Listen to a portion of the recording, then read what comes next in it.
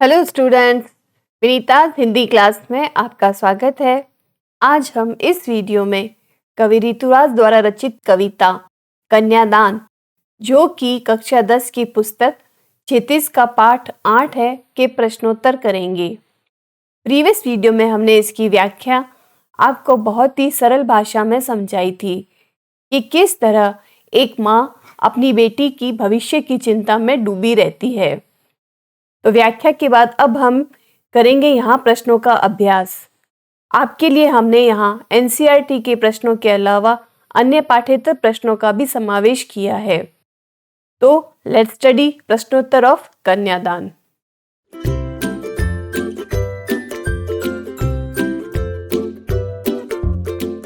पहला प्रश्न है, आपके विचार में माँ ने ऐसा क्यों कहा कि लड़की होना पर लड़की जैसा मत दिखाई देना? तो इसका आंसर होगा, लड़की होना पर लड़की जैसी मत दिखाई देना। हमारे विचार से लड़की की माँ ने ऐसा इसलिए कहा होगा ताकि लड़की अपने नारी सुलभ गुणों अर्थात सरलता, निश्चलता, विनम्रता आदि गुणों को तो बनाए रखे, परंतु वह इतनी कमजोर न होने पाए कि लड़की समझकर ससुराल के लोग उसका शोषण करने लगे। इसके अलावा वह भावी जीवन की कठिनाइयों का साहसपूर्वक मुकाबला कर सके, अपने ऊपर होने वाले अत्याचारों के विरुद्ध आवाज उठा सके। अगला प्रश्न है, आग रोटियां सेकने के लिए है, जलने के लिए नहीं। तो इन पंक्तियों में समाज में स्त्री की किस स्थिति की ओर संकेत किया गया है? तो इसका आंसर होगा कि इन पंक्तियों में समाज में स्त्रियों की कमजोर स्थिति और ससुराल में परिजनों द्वारा शोषण करने की ओर संकेत किया गया है। कभी कभी बहुएं इस शोषण से मुक्ति पाने के लिए स्वयं को आग के हवाले करके अपनी जीवन लीला समाप्त कर लेती है, या ससुराल वाले ही दहेज के कारण अपनी बहुओं को जला डालते हैं। इसीलिए उसकी माँ कहती है कि बेटा आग रोटियां सेकने के लिए है, जलने के लिए नहीं। अब इसी पंक्ति को देखकर एक और प्रश्न किया गया है। वो प्रश्न है, माँ ने बेटी को सचेत करना क्यों जरूरी समझा? तो इसका उत्तर होगा कि माँ ने बेटी को इसलिए सचेत करना उचित समझा क्योंकि उसकी बेटी अभी भोली और नासमझ थी, जिसे दुनियादारी और छल कपट का पता न था। वह लोगों की शोषण प्रवृत्ति और सामाजिक बुराइयों से अनजान थी। इसके अलावा वह शादी विवाह को सुखमय और मोहक कल्पना का साधन समझती थी। वह ससुराल के दूसरे पक्ष से अनभिज्ञ थी।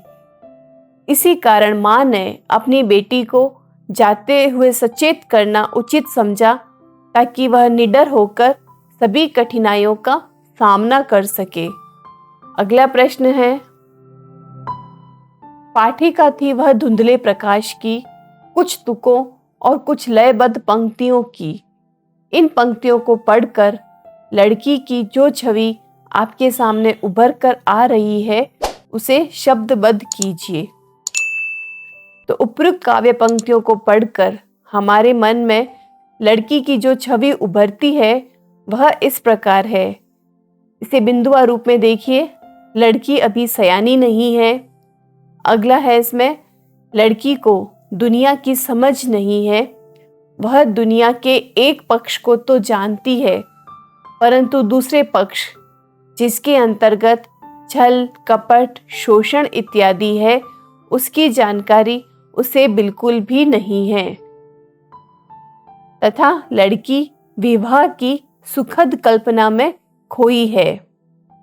उसे केवल सुखों का एहसास है, दुखों का नहीं, और उसे ससुराल की प्रतिकूल परिस्थितियों का भी ज्ञान नहीं है। अगला प्रश्न है, माँ को अपनी बेटी अंतिम पूंजी क्यों लग रही थी?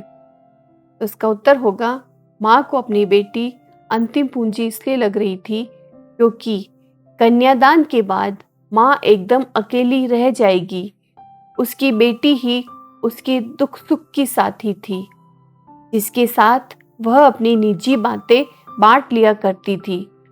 इसके अलावा बेटी माँ के लिए सबसे प्रिय वस्तु पूंजी की तरह थी, जिसे अब वह दूसरे के हाथ में सौंपने जा रही थी।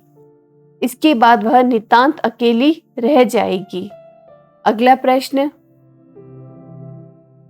माँ ने बेटी को क्या क्या सीख दी?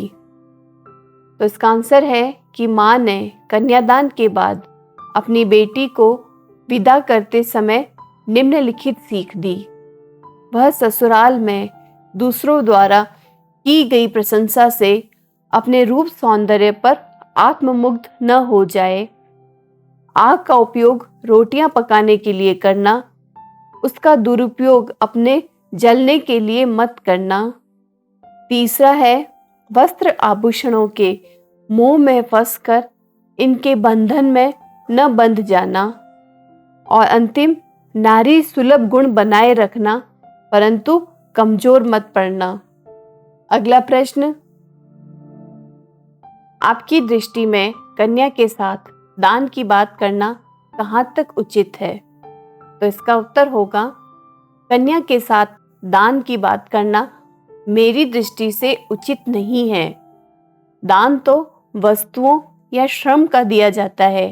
कन्या तो एक जीती जागती घर की महत्वपूर्ण सदस्य होती है।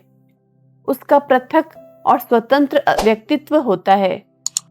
उसके जीवन का दान देना उचित नहीं है। वह स्वयं ही अपने जीवन की कर्ता धर्ता होनी चाहिए। आज के जीवन में वह स्वयं में समर्थ है, अतः उसके जीवन के फैसले उसी पर निर्भर होने चाहिए। अगला प्रश्न, अब है ये अन्य पाठ्येतर प्रश्न या एक्स्ट्रा क्वेश्चन। इसमें पहला है, बेटी अभी सयानी नहीं थी। इस पंक्ति में माँ की चिंता क्या है? कन्यादान कविता के आधार पर लिखिए। तो इसका उत्तर होगा कि ऋतुराज जी द्वारा रचित कविता कन्यादान में माँ को यह लगता है कि बेटी अभी सयानी नहीं है, अर्थात उसे अभी दुनियादारी की समझ नहीं है। वह अभी तक अपनी मधुर कल्पनाओं में खोई हुई है। वह दुख के बारे में अधिक नहीं जानती है। माँ को अपनी पुत्री शारीरिक और मानसिक रूप से अभी छोटी और भोली भाली लगती है। माँ को लगता है कि बेटी अभी आने वाली सभी जिम्मेदारियों को संभालने की दृष्टि से सयानी नहीं है। अगला प्रश्न, कन्यादान कविता में वस्त्र और आभूषणों को शाब्दिक भ्रम क्यों कहा गया है? इसका आंसर होगा कि कवि ऋतुराज द्वारा रचित कन्यादान कविता की इस पंक्ति में माँ अपनी पुत्री का कन्यादान करते समय उसे सीख देती हुई कहती है कि वस्त्र और आभूषणों के शाब्दिक भ्रम में मत फंसना। शाब्दिक भ्रम शब्दों का ऐसा जाल होता है जहां अर्थ उलझ कर रह जाता है। ऐसे ही स्त्री वस्त्र आभूषण पहनकर लोभ में आ जाती है। वास्तव में ये वस्त्र और आभूषण उसके लिए बंधन है। इन्हीं के माया जाल में फंसकर वह अपना अस्तित्व तक भुला बैठती है और अपने लक्ष्य से भटक जाती है। अगला प्रश्न, उसे सुख का आभास तो होता था, लेकिन दुख बांचना नहीं आता था। कन्यादान कविता के आधार पर इसका भावार्थ स्पष्ट कीजिए। तो इसका आंसर है कि इस पंक्ति में बताया गया है कि विवाह के समय बेटी को घर गृहस्थी के सुखमय पक्ष का आभास तो था, किंतु उसके कठोर पक्ष का ज्ञान नहीं था। वह विवाह के सुखमय जीवन की सुखद कल्पना तो कर सकती थी, किंतु वहां पर मिलने वाली कठोर सच्चाइयों, ससुराल में मिलने वाली जिम्मेदारियों एवं चुनौतियों से अनभिज्ञ थी, अनजान थी। अगला प्रश्न, कन्यादान कविता में किसके दुख की बात की गई है और क्यों? तो इसका आंसर है कि कवि ऋतुराज जी द्वारा रचित कविता कन्यादान में उस माँ के दुख की बात की गई है जो अपने प्राणों से प्रिय पुत्री का कन्यादान अर्थात विवाह करने जा रही है, अपने से उसे दूर करने जा रही है। बेटी माँ की पूंजी होती है, उसकी सुख दुख की साथी होती है। उसके चले जाने के बाद माँ एकदम अकेली हो जाती है। इस प्रकार कन्यादान कविता के माध्यम से कवि ने एक दुखी माँ की सीख और उसके दुख को व्यक्त किया है। अगला प्रश्न है, कन्यादान कविता की माँ परंपरागत माँ से कैसे भिन्न है? तो इसका आंसर होगा कि इस कविता की माँ परंपरागत माँ से पूर्णतया भिन्न दिखाई देती है। परंपरागत माँ के हृदय में भी अपनी लाडली बेटी के लिए ममता समाहित थी, किंतु उस समय के परिवेश के अनुसार माँ बेटी को जीवन से समझौता करते हुए स्वयं को ससुराल के अनुसार ढाल लेने की सीख देती थी और त्याग का जो पाठ पढ़ाती थी उसमें शोषण के विरुद्ध आवाज न उठाकर सहनशील बने रहने की नसीहत तथा कठोर सच्चाइयों और चुनौतियों के आगे समर्पण कर देने का संदेश निहित होता था। किंतु अब परिवेश बदल गया है और युग की मांग के अनुसार कविता की माँ बेटी को ससुराल में अपने व्यक्तित्व को न खोने से बचाने की सीख देती है और साथ ही उसे शोषण को न सहने, लुभावने शब्दों से सचेत रहने, पोशाकों आभूषणों में ही मुग्ध न रहने तथा कभी जीवन से निराश न होने का संदेश भी देती है।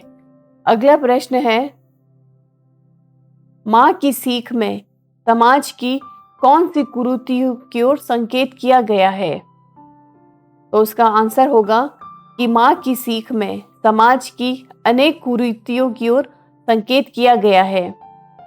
समाज में बेटी को माँ द्वारा समझाया जाना कि आग रोटियां सेकने के लिए है, जलने के लिए नहीं, सिद्ध करता है कि समाज में कुछ लोग बहुओं को इतना प्रताड़ित करते हैं कि उस प्रताड़ना से मुक्ति पाने के लिए या तो लड़की स्वयं को आग के हवाले कर देती है, आत्महत्या कर लेती है, या दहेज के लिए ससुराल के लोग ही उसे जला देते हैं तथा विवाह के उपरांत ससुराल पक्ष के लोग दुल्हन की सरलता और विनम्रता को दुल्हन की कमजोरी मानते हुए उसका गलत फायदा उठाते हैं। नेक्स्ट है, लड़की के विदाई के क्षण माँ के लिए ही विशेषतः अधिक दुखद क्यों होते हैं? कन्यादान कविता के आलोक में उत्तर दीजिए। तो माँ एक नारी होने के नाते अपनी बेटी को ज्यादा अच्छी तरह समझती है। वह भी एक दिन विदा होकर आई थी। वह जानती है कि लड़की को पराए घर जाकर किस प्रकार अपनी इच्छाओं का त्याग करते हुए जीवन में कष्टों का सामना करना होता है। विवाह के बाद उसे सबका ध्यान रखते हुए गृहस्थी की चक्की में पिसना होता है। बेटी ही उसके सुख दुख का सहारा और सखी समान होती है। उसे दूसरे को सौंपते समय वह अपने को असहाय महसूस करती है। अतः माँ अपने जीवन की सबसे बड़ी पूंजी को विदा करते समय अत्यंत दुखी होती है। नेक्स्ट है, वस्त्र और आभूषण स्त्री जीवन के बंधन क्यों कहे गए हैं? तो इसका उत्तर होगा कि कन्यादान कविता में वस्त्र और आभूषणों को स्त्री के लिए बंधन इसलिए कहा है क्योंकि इनके मोह में बंधकर स्त्री अपने अस्तित्व को भूल जाती है। इनकी चमक दमक को पाने के लिए अपने शोषण को भी सह लेती है।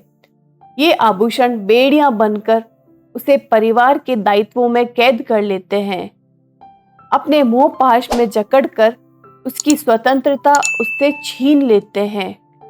ये वस्त्र आभूषणों के बंधन नारी को उसके परिवार और जिम्मेदारियों में इस कदर बांध लेते हैं कि वह स्वयं के सुख त्याग कर अपने को स्वाहा कर लेती है।